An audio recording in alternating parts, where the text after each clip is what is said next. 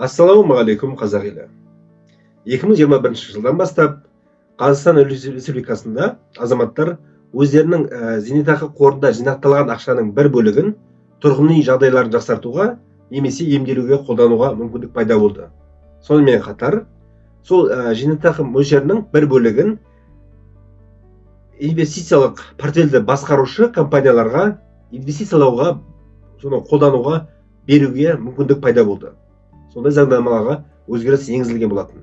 Яғни, сіздің бірыңғай жинақтаушы зейнетақы қорындағы ЕМПФ-тағы зейнетақы мөлшерінің нақты сомасымен сізге жеткілікті мөлшердегі үстіндегі айырмашылықты сіз өзіңіздің қажеттілік мөлшерінде сол зейнетақыларды ақшаларды аударатын мемлекеттік емес жеке инвестициялық компанияларға беруге мүмкіндік пайда болды. Өздеріңіз түсінгендей, бүгінгі видео алдыңғы видеода көрсетілген жазылған комментарийлердағы бір сұрақтардың біреуі бойынша зейнетақы мөлшеріндегі ақшаларды қалай басқа жеке компанияға инвестициялауға жіберуге болатыны туралы видео болады. Егер келесі видеоларда басқа да тақырыптарды көтеру сіздерге қажет болса, онда осы видеоның астына комментарийға жазып кетіңіздер. Ең көп комментарийді лайкты кім көп жинайды, соған байланысты тағы да келесі тақырыптарды көтеріп көреміз деп көрейік. Менің есімім Олжас, бұл Инвестказ каналына қош келдіңіздер.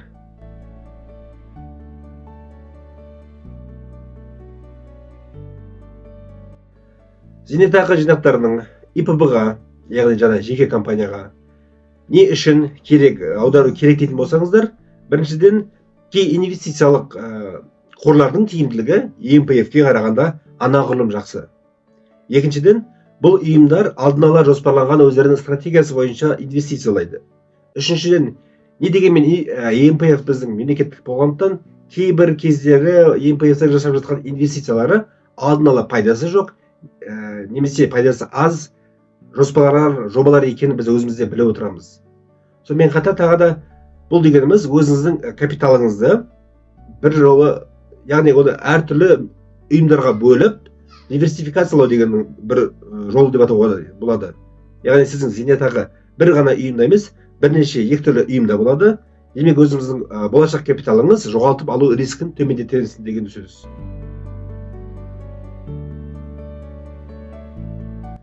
Бірінші мамырдағы ақпарат бойынша зейнетақы жинақтарының бір бөлігін инвестициялық портфельді басқаруға аудару туралы 40.840 адамнан өтініш түскен екен.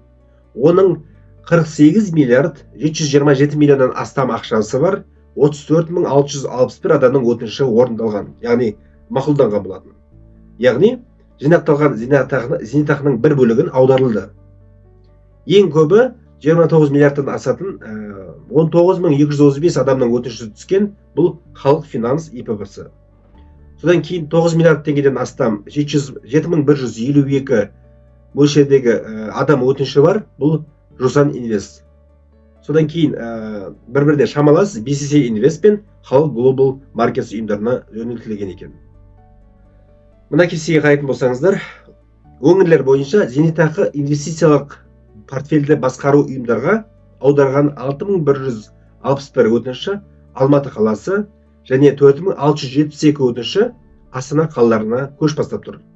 Ал бірақ егер сіз аударылған сомасы мөлшеріне қарайтын болсаңыздар, көш бастап тұрған Атырау облысының тұрғындары 10 миллиард теңгеден астам ақшаны инвестициялық портфельді басқару ұйымдарына аударған.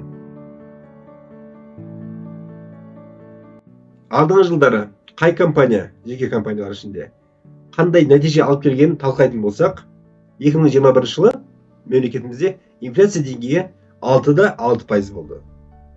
Барлық зейнетақы басқарушы ұйымдардың инфляциядан жоғары пайда тапқан сол кезде көруге болады. Ең жақсы көрсеткіш Centras Securities компаниясы. Бұнда 9,37% болған. Ал ЕМПФ-тікі 8,65%. 2022 жылы Қазақстан экономикасы үшін өте қиын жағдай. Ол кезде инфляция 20,3%-ға дейін жетті. Ол кезде ЕМПФ 6,55%-бен жақсы көрсеткіш көрсетті.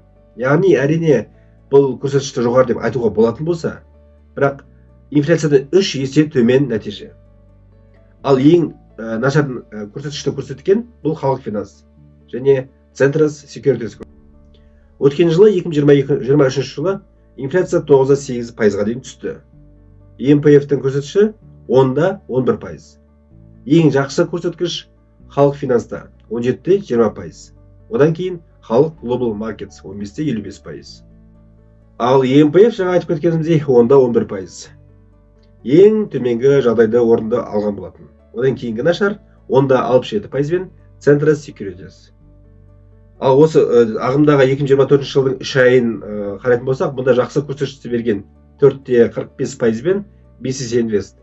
Ал ең төменгі көрсеткіш бұл 1,7% бенен халық Global Markets. Енді осы көрсеткіштерге қарап отырып, өзіңіз зейнетақының бір бөлігін инвестициялық портфельді басқарушы компанияға беремін, немесе бермеймін, ЕМПФ-та қалдырамын деген шешімді сіз өзіңіз қабылдауыңыз керек. Егер зейнетақы жинақтарының бір бөлігін аударамын деп шешетін болсаңыз, сіз онда ЕМПФ-қа өтінішпен жүгінуіңіз керек. Бұл кезде өтінішті ЕМПФ KZ сайтында жеке кабинетінде немесе сол ЕМПФ-тің өңірлік бір бөлімшелеріне өзіңіз баруыңыз керек. Зейнетақыны жинақтарын онлайн 5 минуттың ішінде аудару үшін заявка беруге болады, өтініш тастауға болады. ЕМПФ салымшыдан түскен заявканың өтініштің келіп түскеннен күннен бастап 30 күнтізбелік күннің ішінде зейнетақы жинақтарының жеткілікті сомасын асатын ақшаны инвестициялық портфельді басқару жеке компанияға жібереді. Сонымен бітті. Егер видео ұнаса лайк басып, подписка жасап, қоңырауды басуды сұраймын. Себебі солай қазақша контенттің көбеюіне және өз отандастарымызға финанстық сауаттылықты дәріптеуге жақсы мүмкіндік пайда болады.